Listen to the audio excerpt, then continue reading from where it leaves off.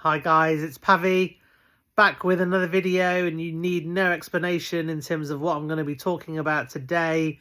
The big news, the biggest news in tennis of the year, I would say, is that Novak Djokovic has announced that Andy Murray is going to be his new coach going into 2025 and to help out in Australia, and he's going to be there at the Australia Open for him and possibly longer after that as well. So just unbelievable, really. Just super excited with this news. I think the timing of it is a genius. You know, I love Mark Madden. Mark Madden is Novak's new agent and kind of looks after his PR side of things. He took over just over a year ago now.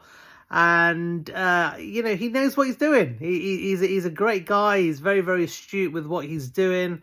I no doubt think he would have been, you know, part of this conversation that Novak would have had to bring Andy on board. And once it was all finalised, to release that information on the final of Davis Cup, you know, coinciding with, you know, Nadal's retiring and, you know, the Davis Cup final weekend. And, you know, all of the news was then just dominated by this news that Andy Murray is going to join Novak Djokovic as his coach for the 2025 Australian Open and a tournament before that, and possibly after that. There could be a more longer term solution depending on how they go. So yeah, super pumped, super excited. Was I massively surprised? Probably no. Everyone was like, oh, we're stunned and we're shocked. And you know, I actually mentioned to a friend a few weeks ago where Djokovic had mentioned to Viktor Troicki that he was looking for a new super coach, and a kind of the, you know, what do they call these ex-players, super coach, celeb coaches, and I was thinking, well, Andy Murray is just kind of retired and he's talked about coaching, and I thought, wouldn't that be something? It's actually happened. So it's one of those things that you kind of think, you know, maybe it's going to happen, maybe it isn't going to happen. And, you know, for it to be announced on the weekend is great news. So yeah, obviously, you know, this is a big moment in Djokovic's career. I think it's a huge statement. You know, Novak Djokovic, we know that, you know, in this year he struggled a little bit with injuries, with illnesses. People were questioning his motivation. He was majorly pumped this year for one big event, and that was the Olympics, and he played his best tennis of the year by far, and you know, he accomplished his dreams, his motivation for this year. So I still think Djokovic will consider this as a successful year, because that was the only piece of the jigsaw that was missing. But going into next year, Djokovic has really put down a statement to say, look, I'm hungry, I want slams. You know, he's already told us that he's not going to play many events outside of slams. He will use those more as a preparation. So who best to get Andy Murray on the team? Absolutely buzzing with the news, and you know, I know Andy Murray, and these are the two players that I've watched live and on TV most in my entire life. You know, obviously I'm a big fan of British tennis, so you know, before even Djokovic, I used to watch Djokovic. I used to watch GB play in the Davis Cup, and you know, I've followed them all over the world really, and Andy Murray was obviously a key part of that team. So, you know, I've watched Andy Murray loads over the years, and you know, supported him in British events as well, and in Davis Cup, and I know what he's going to bring to the table. So, you know, if we talk about Andy Murray first, in terms of what he brings, he is a student of the sport. You know, if you just listen to what Jamie Delgado was saying on the radio, in that he would very quickly figure out the tactics, how to beat players. So a lot of the times he would feed back to Jamie Delgado and say, I think I've spotted a weakness here. And so he's someone that looks at everyone's games. You know, there was a time a couple of years ago with Andy Murray, he was talking about his love and passion for tennis, and the fact that he's a bit of a geek, he's a bit of a nerd, and he knew the results of people, even in the top 100. You know, so this is someone who loves tennis, not just playing it. He follows tennis far and field, you know. So he's not just interested in the top players. He knows all of the top players, and he'll know all of their strengths. He'll know all of their weaknesses, and he is going to be an important part of this kind of tactical advice, because let's face it, you're not going to tell Djokovic at this point in his career how to hit a forehand, how to hit a backhand. When Goran came into the team 5 or 6 years ago, he was really kind of focusing on Djokovic's serve, and he did that, and he improved it technically. And Djokovic added a few extra miles to his serve, and his serve is now up there with one of the best in the game. Ground strokes he's not going to change his game, because he's still there or thereabouts in the big events. He won the Olympics, he was a finalist in Wimbledon, and he went deep in Shanghai and was there or thereabouts for the very, very big tournaments. So we know that there's not going to be anything that Andy's going to come onto board to say, oh, you need to do this, you need to do that.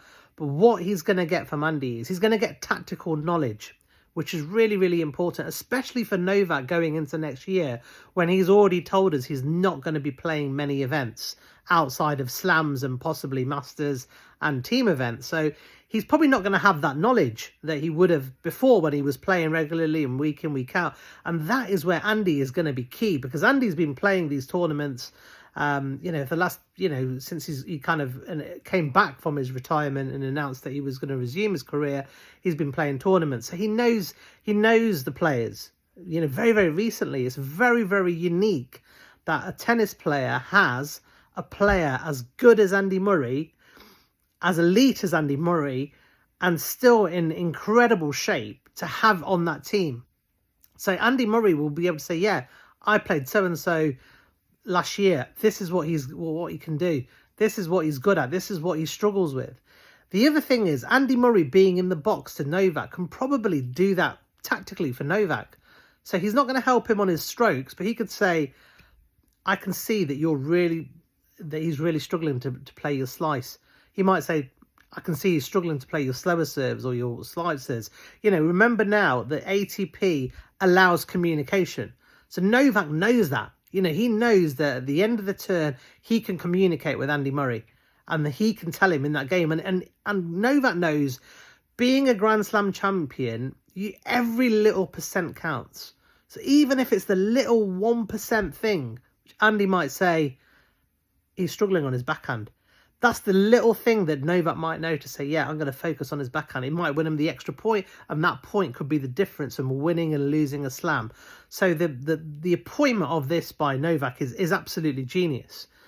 The other thing is that Novak, when he said he's not going to be playing a lot of tournaments, he is going to have a hitting partner with Andy Murray. So he's going to be able to have the most intense hits that he's ever had in his life. He's got a player, a Grand Slam, 3-time Grand Slam player, a player who was, in the top 50 for most of the last 4 or 5 years. He's still had, some big wins on his day. He can still beat anyone. He's going to have him as a hitting partner across the net in practices. Can you imagine the sessions that they're going to have? There was a couple of years ago where Djokovic and Murray practiced and the balls break. Djokovic, put up a caption saying, this is what happens when you practice with Andy Murray. So, from that point of view, it's absolutely brilliant. But the other point of view is Andy has been there, done there. He's done everything. He was someone that was Djokovic's main rival, really, for a number of years. Now, if we just talk back to their history, Djokovic and Murray kind of grew up together since they were teenagers. So, Murray was kind of training, he left the UK, he wasn't really getting a lot of sport. He kind of set up in Barcelona in Spain, whereas, and Djokovic spent some time there as a teenager as well. So they were playing a lot of European tournaments together, and they developed a great friendship. So these guys were best buddies, as teenagers. They were doubles partners. And I heard they were inseparable. There was even talk when Djokovic was going to get married that Murray was on the shortlist to be his best man. This is, going back into their early 20s. So these guys were best mates. They grew up together. Everyone got along. They were very, very close. They knew each other inside out. And at the start of their rivalry, it was very, very close. In the first 15 games, Djokovic was 8-7 with Murray. So it was almost like, you could pick them. Who's going to win? Who's going to lose? But then around 2011, 2012... Djokovic really started to put his authority over Murray. So he beat him in 3 Australian Open finals, which really hurt Murray. He beat him in the Roland Garros final, which really hurt Murray. And he started to beat Murray regularly. And I think that is where the time where Murray kind of maybe got a little bit frustrated, but they've both talked about it and said, we were really, really good friends, but it was getting to the point where they were meeting week in, week out in semis, in finals of Masters, of slams, of tour finals. And I think Murray at that point thought, I cannot be friends, with someone that I'm, going to war with. Tennis is a one-to-one sport. So I think their friendship kind of drifted a little bit, kind of 2014, 15 onwards. And after that, it was never really as close as they were when they were teenagers and in their early 20s. But Murray fought back. We know that, they played 36 times. Djokovic was 25-11. So in the end, his head-to-head was a lot better than Murray. He got the measure of him.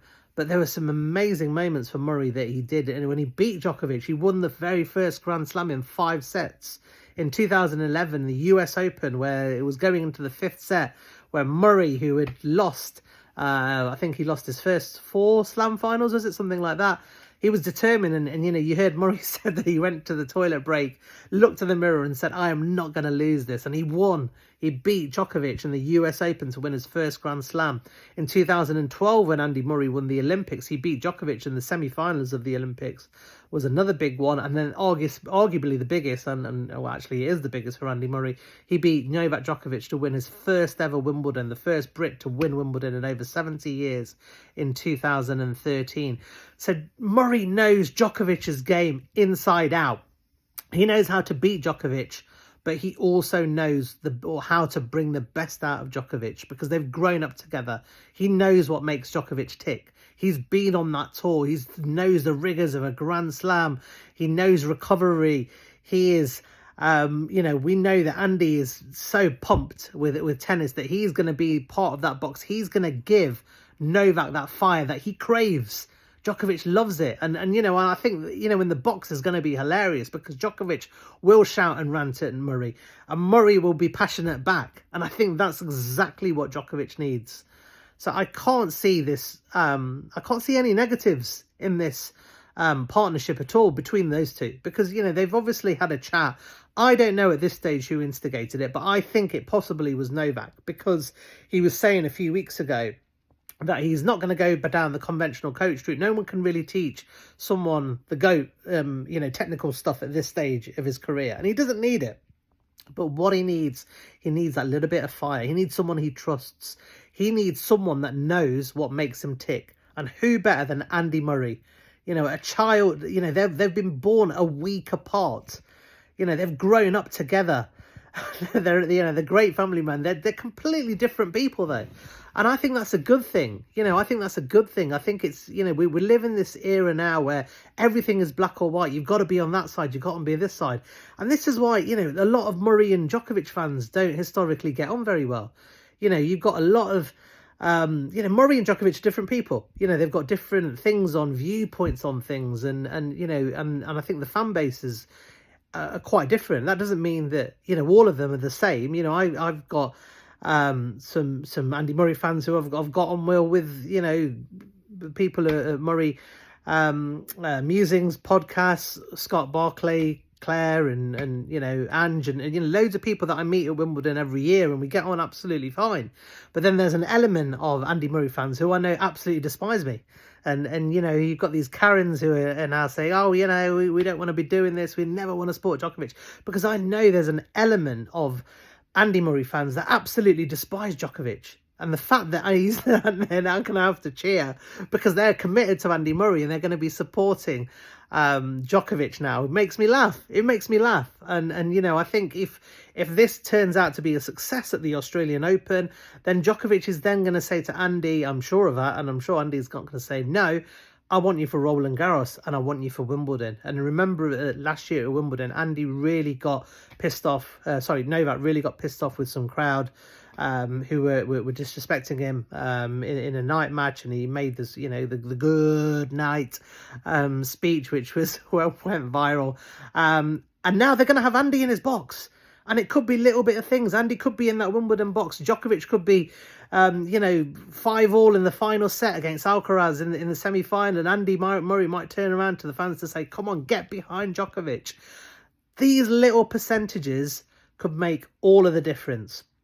So I am absolutely delighted and excited by it. It's what tennis needed. It's been it's been a crazy year. But let's put Djokovic aside. I mean, I'm a big Djokovic fan. Everyone knows that. It's been a difficult year for him. But for me, the only thing I wanted this year was the Olympics. So it's been, for me, I'm happy. And I think Djokovic will be happy. That's all we wanted. He completed tennis by doing that. But off court, we've had all this bullshit with Yannick Sinner being allowed to play when he's failed multiple drug tests.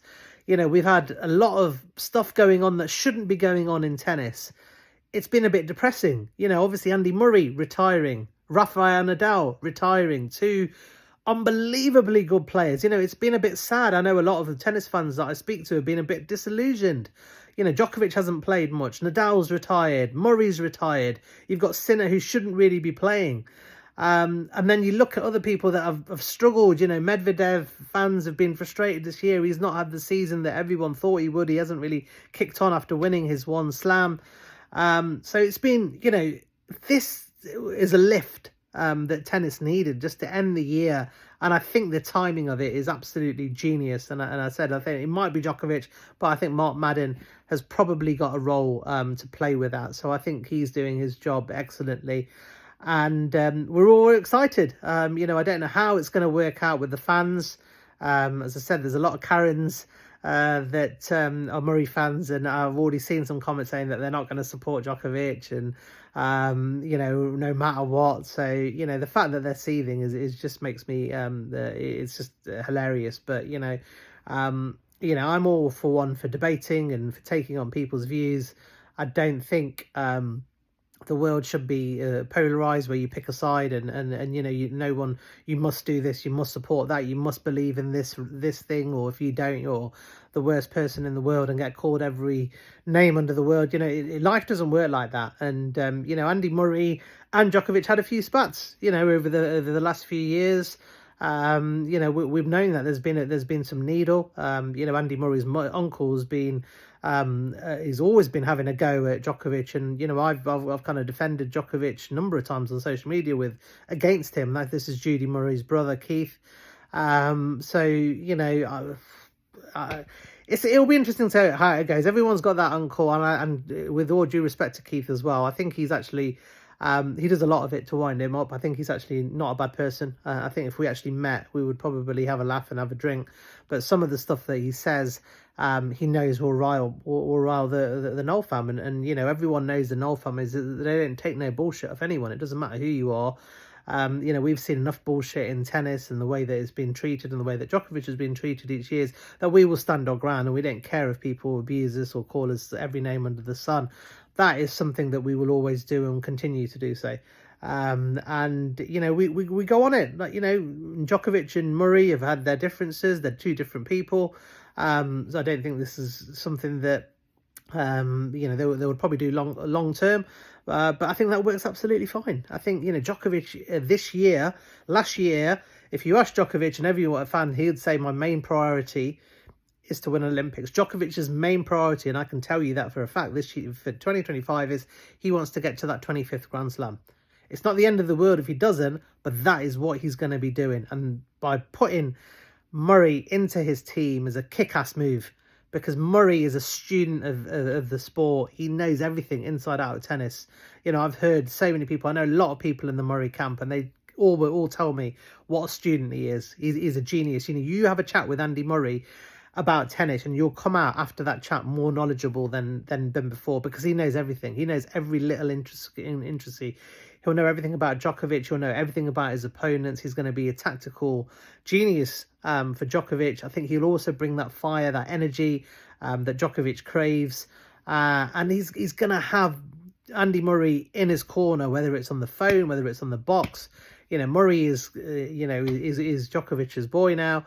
And it's, whenever Djokovic is down, or, he's got some injury concerns, or is really struggling with being away from the family. And, Andy Murray, knows they've got, children of the similar age. it's gonna be a match made in heaven, and I am really really excited. I think it's the biggest coaching news story in tennis ever. If you go back in the days, I think first probably it was Andy Roddick who kind of called upon Jimmy Connors to help him. So these are people that aren't qualified coaches, but are kind of that they use them for their experience and their knowledge of being in the same scenario and trying to help them get over the line. Djokovic, obviously, he's already done that twice with Boris Becker and Goran Ivanisevic, where he's gone for two kind of ex-Grand Slam winners to get that experience. And you look at the how he was under Boris Becker, you look at what he did with Goran Ivanisevic, they were, very, very successful relationships with Novak. The only one that probably wasn't as successful was Andre Agassi, and I think a lot of that was just due to commitments of both of the players at the time. Djokovic was kind of just still coming out. He was having issues with his elbow, and it wasn't probably the best timing of the two. And I think Andre Agassi couldn't commit to certain events, so that didn't really kick off. But I think with Andy Murray, I think it's a win-win scenario. Murray desperately loves tennis. He wants to stay in tennis. I think he's always mentioned that he's keen to be a coach. I think he's going to be a fantastic coach. So this gets his foot in. I know there's an element of British press and media saying, "Oh, why isn't he coaching a British player?" Everyone thought he might be a good coach, Jack Draper, but Jack Draper's got a fantastic coach, and I'm sure one day Andy Murray will probably look down the route of coaching someone that's British as well. But we are where we are at the moment. The media now have to also give him a bit more respect. Obviously Andy Murray is very, very well loved in Britain now, and the woke media love Andy Murray, so they're going to have to give Djokovic a little bit more slack, a bit more respect, and a bit more love. So from a PR point of view, I think it's a great move. I think from a playing point of view, it's a great move, and it's really made me excited now for the 2025 season more than ever, really. I think just seeing them in the box, these two are the biggest rivals. It's the only thing that I can compare in the WTA is if like Sharapova and Williams started coaching one of each other. These were big, fierce rivals that grew up and shared so many amazing moments on court, and some of their matches were brutal back in the heyday. I would say when Andy was at his best in 2016. He beat Djokovic in the ATP Tour final to finish the world number one. And they had so many battles. You remember some of the classic Australian Open matches that they had, and some of the Masters matches that they played in Miami and Toronto and in Rome. There's so many games that I can just think, wow, and these guys have shared that.